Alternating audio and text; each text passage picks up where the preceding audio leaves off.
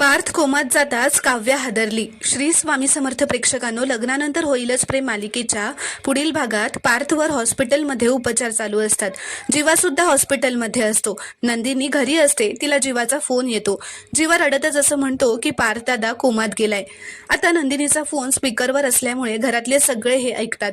हे ऐकून मानिनीला चक्कर येते व ती खाली कोसळते, कारण तिला धक्का बसलेला असतो.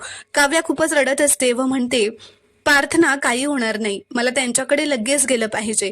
तर मानिनी रागातच तिचा हात धरते व म्हणते, तू काही झालं तरी हॉस्पिटलमध्ये जायचं नाहीयेस काव्या. तर काव्या चिडतच म्हणते, मी जाणार म्हणजे जाणारच. असं म्हणत ती आता उठून निघत असते. तर मानिनी आता काव्याला पार्थची शपथ देते व म्हणते, तुला पार्थची शपथ आहे. असं ऐकल्यावरती आता काव्याला धक्का बसतो व काव्या तिथेच उभी राहते.